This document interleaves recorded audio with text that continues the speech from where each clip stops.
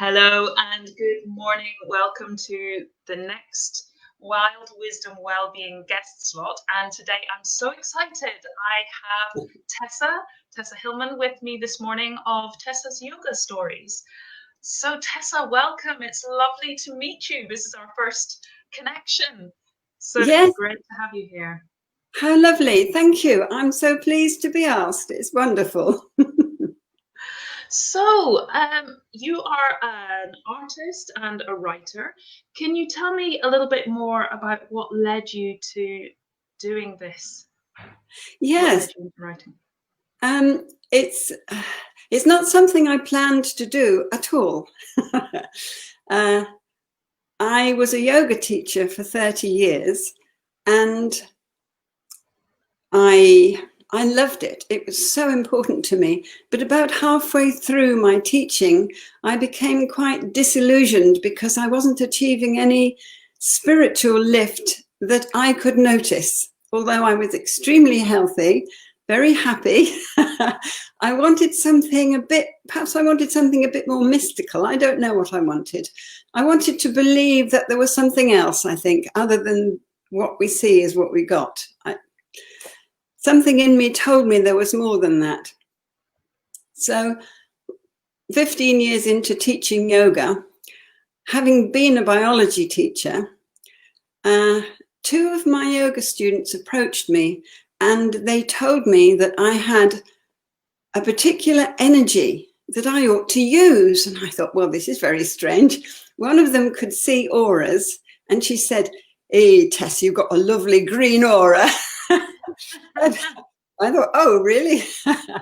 And the other one said I should come to a healing weekend. So I went along and everything changed for me then. My whole perception of life, it began to prove to me that there was something else in life. And I met this guru who I'll talk about in a while. And this was in meditation. And I met him in meditation possibly because I decided to join a meditation circle to try to develop my spiritual self, which I only vaguely believed in. I didn't really believe in it, but the people were very nice, so I was willing to give it a go. And what I discovered was that when you meditate by yourself, you get a certain sort of uplift and openness. But when you meditate in a group, it facilitates all sorts of more powerful energy. All sorts of.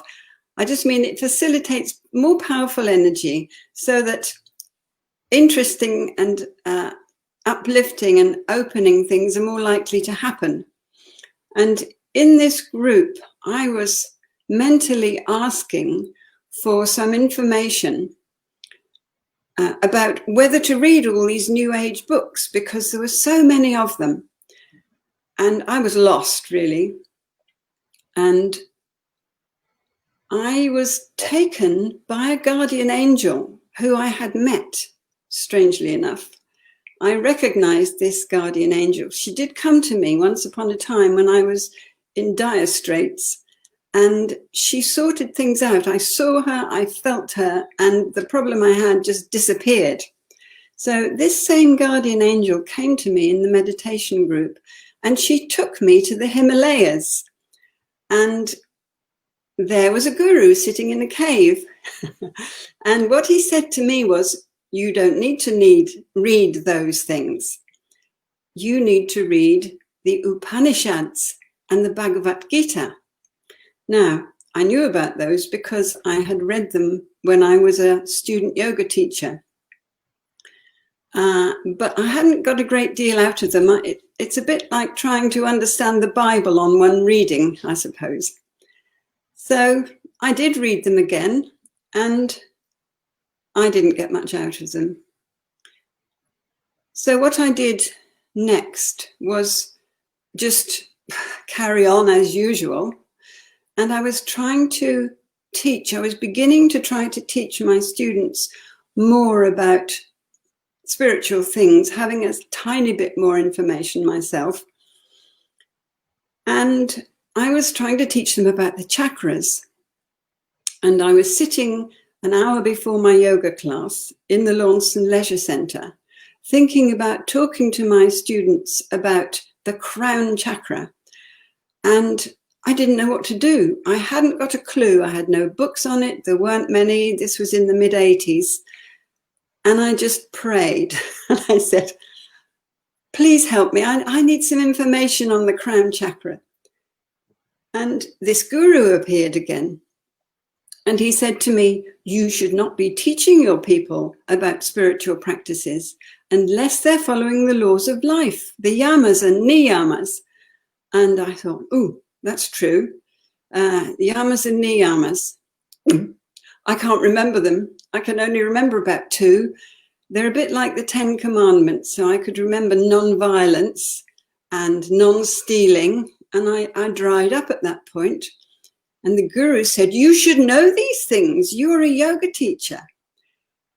And I felt quite embarrassed. And I didn't know whether he was real or not, but I was embarrassed by myself that I didn't know these things. And he said, never mind, I'll help you. And he gave me a story. I had a pen and a paper in my hand at the time because I was preparing a lesson. And he gave me a story about greed.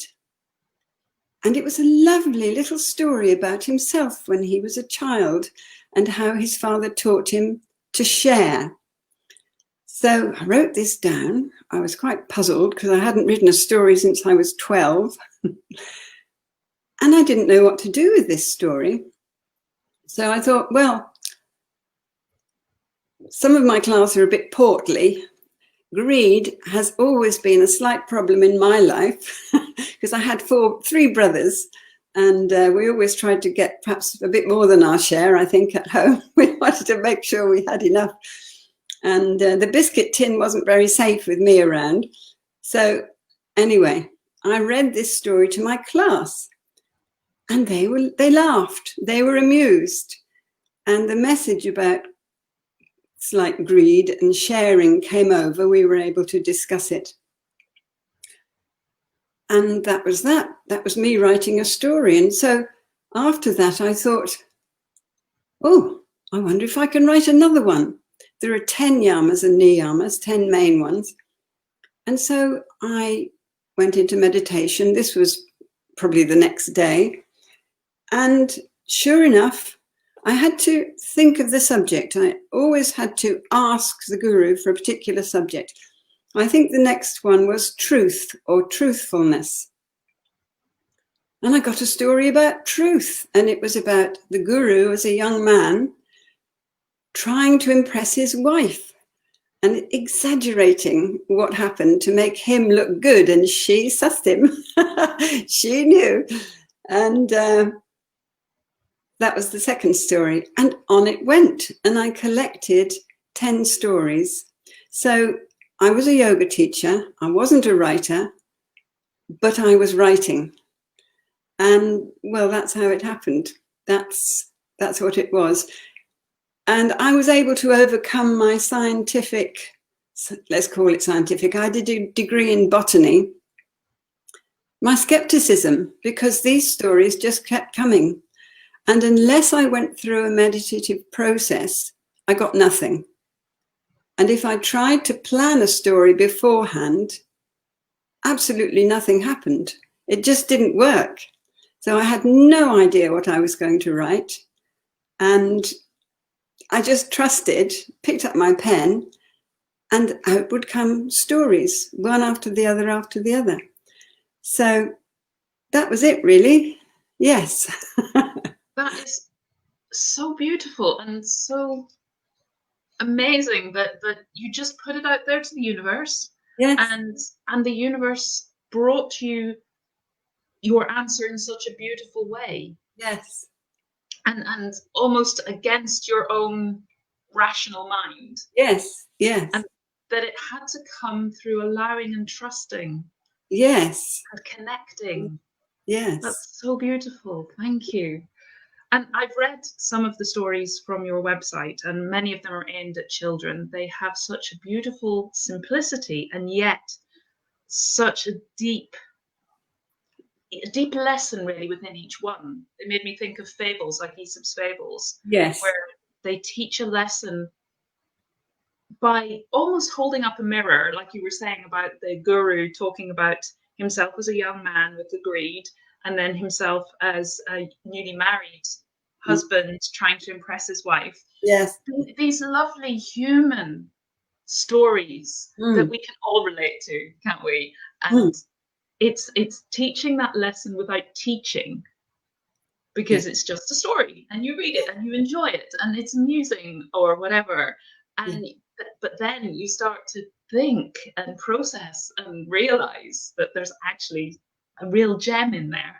Yes, that's right. And for children, it's the questions you ask afterwards. They love the story, but you do have to ask the questions. That's very important. And then the toing and froing will bring out the truth and the importance of each of the stories. Absolutely. It's joining the dots, helping the children to go through those processes, isn't it?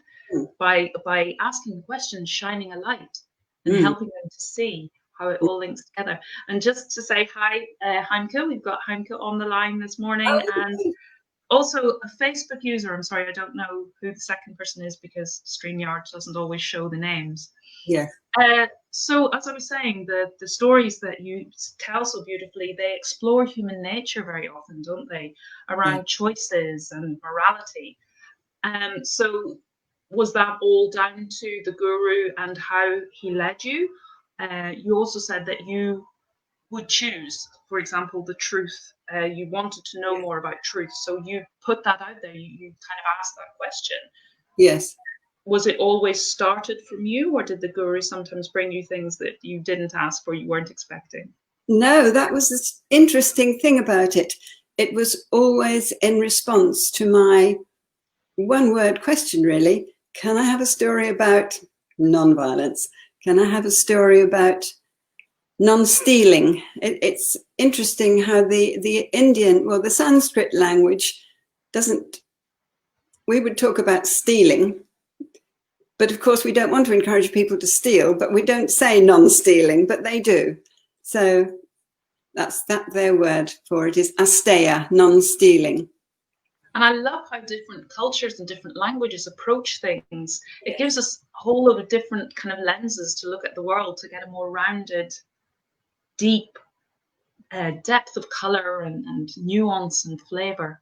Yes, yes, and it is a lovely language, the Sanskrit. Not that I've never been a serious student of Sanskrit, shall we say. I've not personally ever looked deeply into Indian Hindu writings, other than what I was taught as a yoga teacher, and we really did concentrate on the physical, and on relaxation, and on meditation.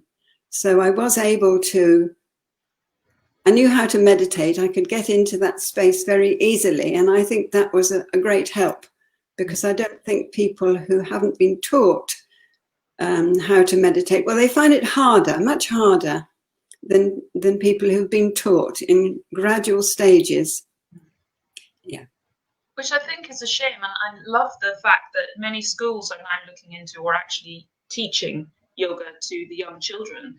Yes. And that you can learn it from that early age, when it's not a frightening thing. Because for us, when we're so busy and so many demands and pressures on our lives, to step out of that is a real challenge. But when you're a child, it can just be fun. No, and they love it. And you start with, usually with children, you start with guided meditation. You give them a beautiful scene to imagine that they're in, and you guide them through it.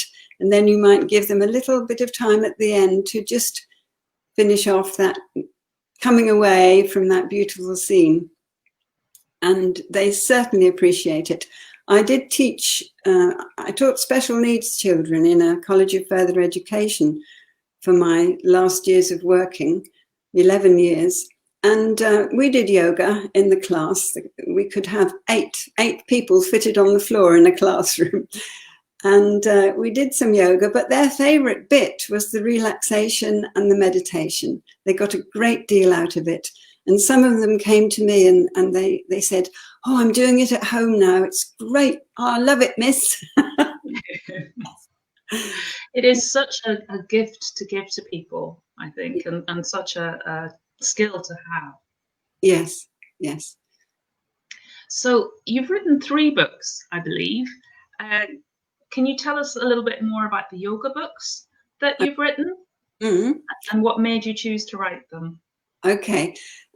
Well, as I mentioned, I perhaps consider myself to be a writer now after what's happened, but I never did. So I gathered from Guptananda 43 yoga stories on 43 aspects of yoga. There are many, many more aspects of yoga, but to me, from the books that I was studying, these things were listed and were paramount, really, these subjects. And this really happened in the late 90s. And then I started working in the College of Further Education and so on. And it wasn't until 2008 that I decided to, and I had the time, to put those 43 stories online. So that's what I did. I created a book and it went online and it was very popular. It had about 250,000 hits, visits, shall we say. And then things happened. Google's way of interpreting things happened, and it kind of dropped. The number of visits steadily dropped from about 2012. And it got to very recently, and I was hardly having any visits on that site. And I thought, well, the time has come for me to turn it into a paperback. And I sent out to my yoga contacts and I got some feedback on the book. I asked them, would you read 2 stories? And I feedback on them. And the general feedback was very good, but a couple of people said, some of the extra pieces that you've put on, and I did put extra pieces, which I call discussion or guidance, onto each story. They said some of them come over as preachy. Now, I didn't want to be preachy. That was the last thing I wanted to be. So I thought, well, what I'll do is I'll take away all of the guidance and I'll just have the stories and questions. And also, I'll cut the book in half. So I'll have the simple things like the 10 Commandments, the rules of life in book 1.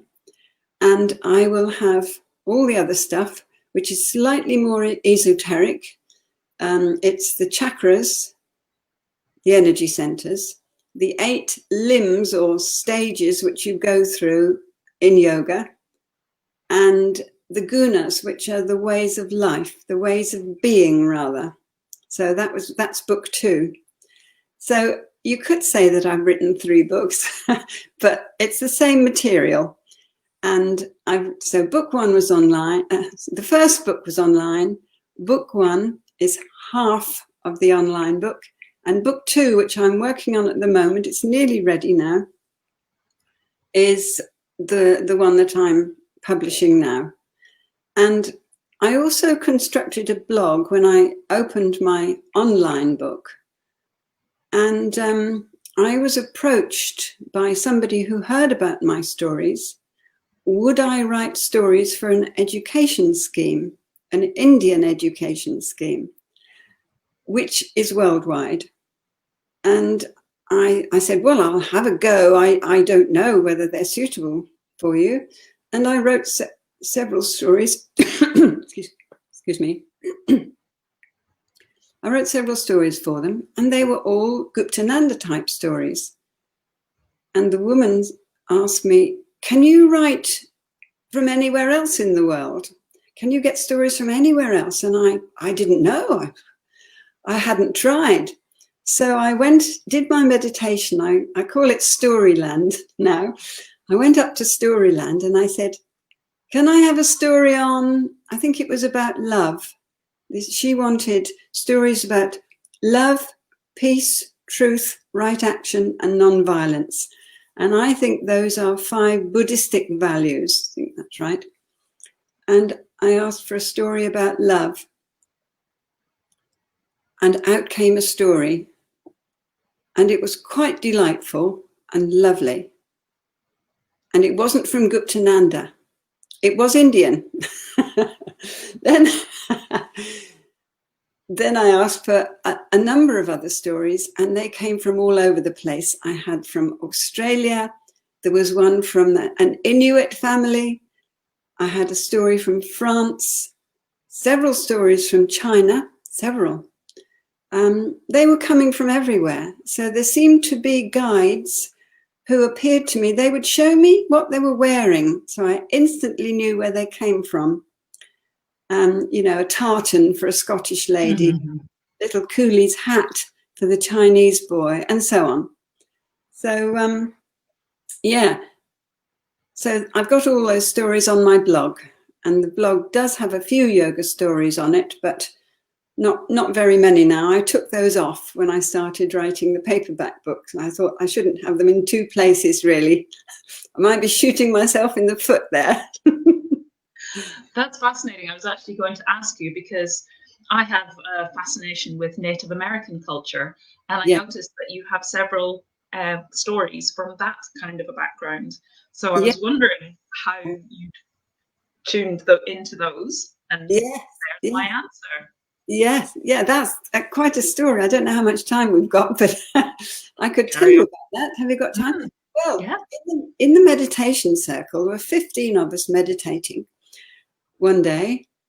One of the chaps in the circle said to me, sometimes we got messages for each other, and he said to me, I have a horse for you, Tessa. A horse. And I thought, oh, thank you. I don't know what the horse is about. Some people say it's about power. But anyway, there was the horse. And then in the next meditation evening that we had, I got a red Indian chief.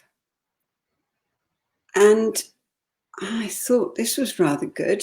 But I didn't know anything about him. I just saw him in my meditation. And I had been learning how to do psychic drawing, where you put the pen on the paper and you open up in meditation, and sometimes you can draw. So I thought, well, I wonder if I can get anywhere with this. And I put the pen on the paper, and I found myself drawing what looked like fingers all close together. And I carried on drawing, and I didn't know what it was. And finally, I recognized it as an upside down face, and the fingers were feathers. I turned it round, and it was an Indian chief with the feathers like this coming out of the side of his head, and it was his profile. And underneath, it said Calling Horse. His name was Calling Horse. And that was good. And my friend had shown me a book, had given me a book about the Indian people. It was written by Ernest Thomas Seton, and I found this book online since then. And I thought, I wonder if the First Nation, we now call them, or the Native American people, have laws of life, because I was comparing my laws of life from the Hindu background to the 10 Commandments. And I was wondering if the American people had the 10 Commandments, but their version. And Ernest Thomas Seton, in his book, had a list of 12 commandments. So I meditated, and I made contact with this Indian chief, Calling Horse, and I said, could you help me? Could you give me a story about whatever it was? Stealing was one of them. And yes, he did. So I got 12 stories from him, and they're on my blog, and they're delightful. I mean, I can say it myself because I didn't write them. I think they're lovely stories. And there they are. They're on my blog. So maybe I'll make a book about them one day. I don't know. I'll have to see how these books go, I think. Yes. So there we are. That was... And I think it's fascinating what you were saying there about getting the Indian laws, comparing those with the Christian laws, then comparing them with the Native American teachings, and how each people, they have these, that they, they must be some universal truths, because each culture has the same basic truths around those principles that you mentioned: love and peace and non-stealing and non-violence. And I love when things come together like that from various different corners that haven't necessarily had connection with each other, and they still come together. Yes. It's just so affirming for me. Yes, it is. And it makes me feel very more relaxed, I suppose I could say, about the whole thing, because I used to be a Catholic. I've got nothing against Catholicism, except that, well, the one thing I had trouble with was that I must not go, as a small child, I must not go to anybody else's religious services or meetings or anything like that. And I didn't think that was right. I felt personally, well, I can see that they would have their reasons to do that. They didn't want perhaps people to become confused, or you could think of other reasons why they didn't want people to do that.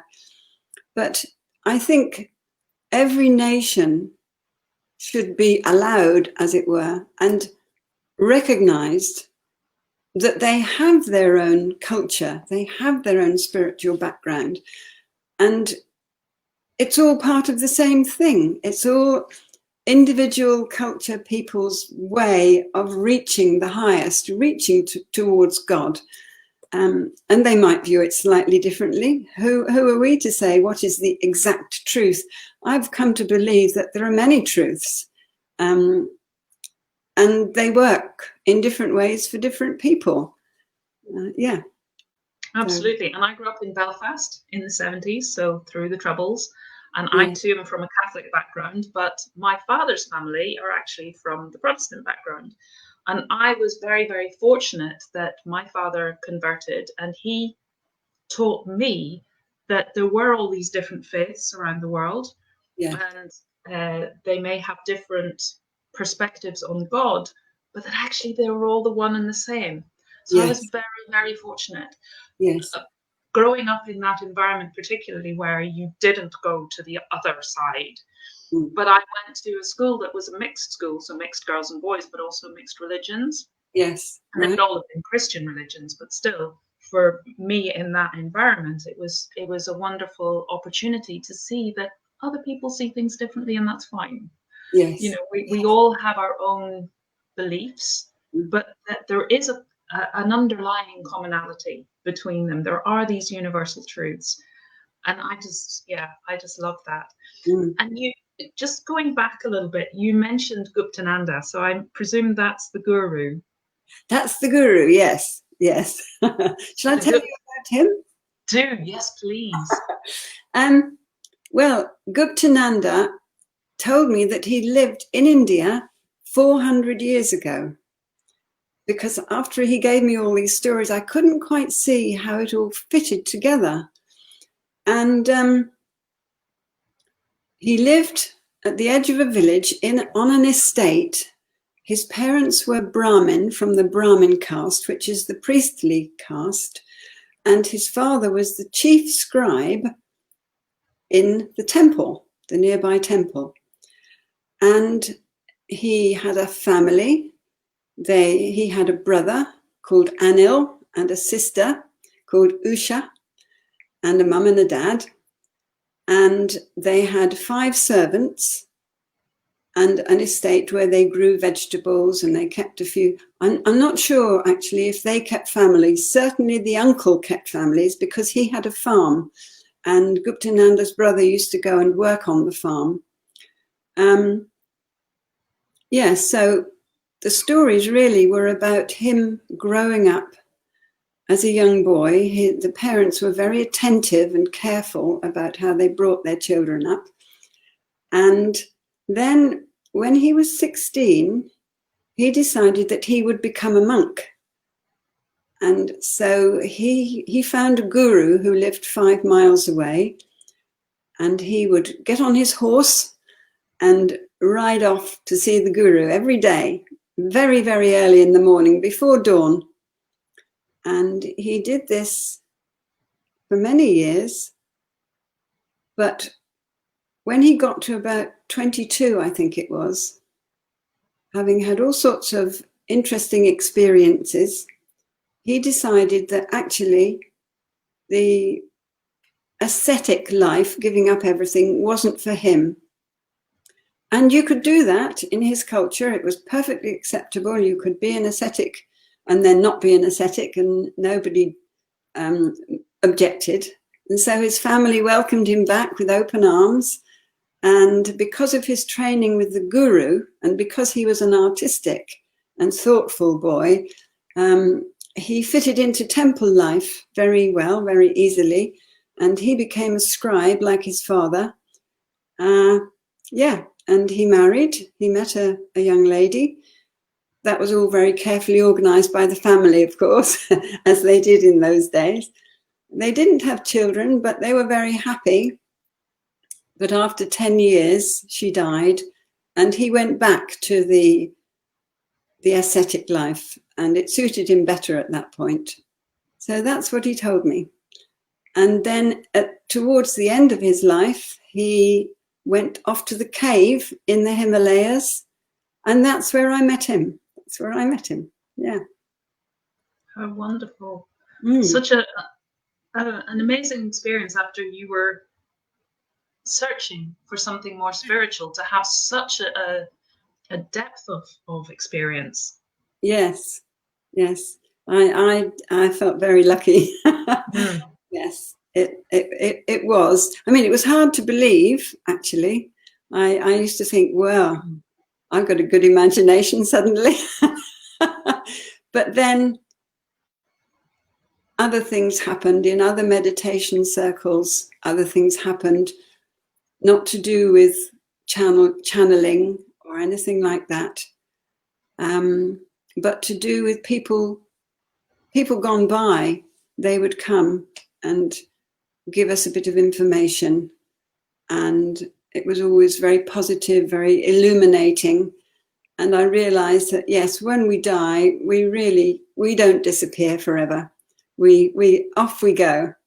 And I learned in the meditation self-development group, that the spiritual development group, that reincarnation is a thing.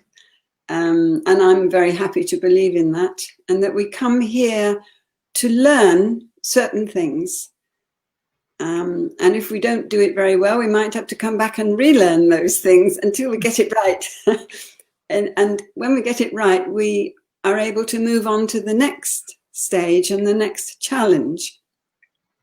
And I can believe that fits in with how I feel life goes. Yeah. You never know, do you? You don't know.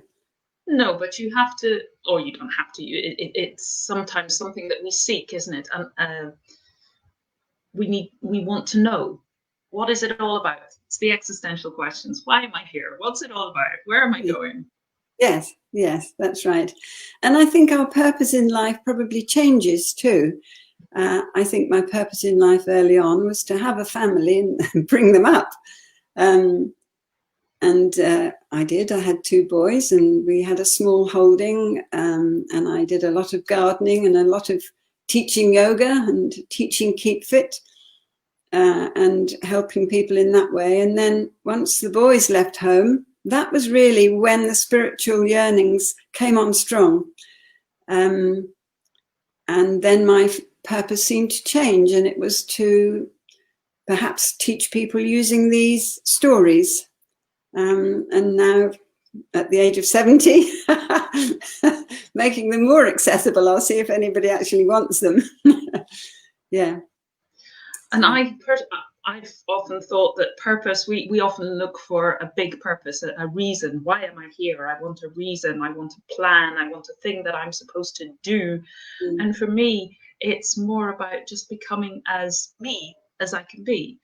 Yes. Because for me, everybody is so unique. We have our own unique gifts that nobody else can bring. Yes. So to be able to express those as much as we can, to me, that's often our purpose. Yes, absolutely right. I don't know how much time we got, but I can tell you about a little meditation that came to me. Actually, it wasn't a meditation. I was lying in bed, having a rest in the afternoon, as is my wont, and I had a vision. And the vision was a beautiful velvet cushion. And on it was blue, royal blue, and on it was a beautiful golden starfish. And I didn't know what this was. And I thought about it. And then I realized what it was. The starfish represented my gifts. There is a story, a spiritual story, about everybody having a bucket of fish. We've all got a bucket of fish. And these are our talents and our gifts. And if we don't use them, they rot in the bucket. And they die.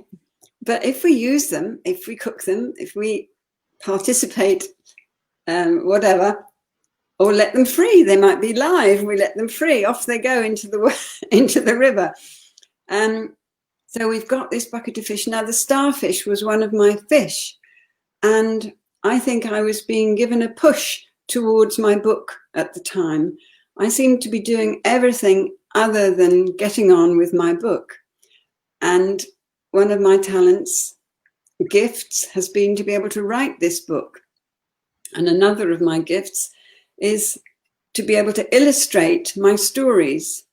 I didn't illustrate most of the stories in the book because I had a lovely friend who was an illustrator, a proper illustrator, and he did most of them. But all the other stories on my blog, I have had to illustrate. And so this gift to me, this beautiful starfish, was saying also, you'll never be a star. You'll never be a star, but you have these gifts. Here it is. You know what it is. Use it. And it did push me forward. I made much more effort after that to follow that reminder that I do have gifts, and we all have gifts. And as you say, they're there and we should use them. We need to use them. And it's so satisfying when we do use our gifts. And if we don't, we feel a kind of inner frustration and discontentment, yes. Which is a shame. So, yes, that was something. So I've seen, as I said, some of your stories online, and they have the most beautiful drawings. So are those ones probably that you have done yourself? They're amazing. Yeah. Oh, thank you. Yes, I've tried all sorts of ways of doing it. Yes. Yeah. The simplicity of them, but they have such character at the same time, the ones that I've seen. Oh, thank you. Great fun. I think that's probably you get a kick out of writing a story, and it's an ooh moment, and then it's gone. But the drawing is very, very satisfying to do a drawing and to try a different way of drawing. Some of them are made up of tiny, tiny dots, and others of them are made up of, I don't know, scraps of wallpaper all stuck down, making a texture. And then you apply gesso and then you paint it and it looks, wow, that's different. And I always love images and pictures, because for me, it really is true that an image speaks 1,000 words. Yes. So, you know how a story is lovely, but when you see a picture from that story, yes, you probably had one in your own head, but when you've got something more concrete in front of you, to me, it brings it to life. Yes, it does. It does. I think it's necessary. Some of the early stories didn't have pictures because I hadn't thought of myself in that way, as an artist who could illustrate. But yeah, I suddenly realized that actually I could do that. Wow. And how wonderful to have not thought that you were spiritual, not thought you were a writer, not thought you were an illustrator, and yet you have found that you very much are all three. I know, it is. It's fascinating, isn't it? How life turns and twists and takes you in different directions. And then, and shows us what we have inside. yes, shows us what we have. And then the courage to follow that up and to have faith in it. That's what I need at the moment. The courage to put it out there. So I was just about to ask you, what is next? I take it that's something that this courage is needed for. Yes, I think, well, I will possibly turn, with regards to my writing, I'll possibly turn some of those blog stories into a book. But the courage needed is the sort of courage that it takes perhaps to do what we're doing today, to sit in. It's very nice to just do it with you and maybe Heike and maybe one or two others. To have the courage to stand in public and be honest about oneself, to speak your truth, because I've been inclined to hide the spiritual parts of this and just, oh yes, it's a book about learning about, the moral code. But there's a lot more to it than that. There's far more to it. And I need to accept the fact that not everybody will accept it. They won't, because they have their own set of beliefs. But it doesn't matter. That really doesn't matter. Even, and I think, go on. I was just going to say, I think now is a time when there is so much more call to do that, to stand up and be who we are and not be afraid to show the maybe more spiritual side or the side that we've always kind of kept to ourselves and not wanted to show to the world because it makes us feel rather vulnerable. Yes. But I think now is the time more and more people are being called, yes, to do that, to stand up and say, this is me, this is who I am. But in doing that, giving permission to everybody else to do the same. All those people out there who are maybe thinking, I can't write a story or I can't draw, or by standing up there, they'll be going, oh, maybe I can. Yes. Yes. They can find truths about themselves. Yes. That's right. It's inspirational, I think. Yes. Yes. I have a friend who is a writer, and I was going on about channeling, and she said, well, she's written 100 books, this lady. Jenny Alexander, give her a plug.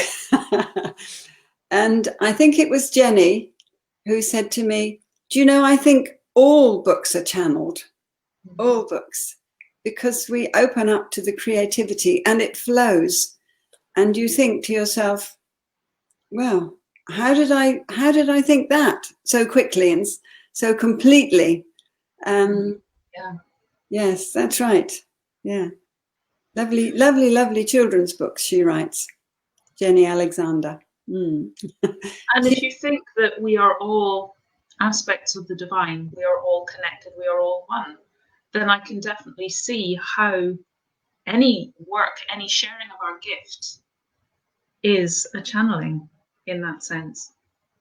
Yes, it's another way of looking at it, isn't it? Yes.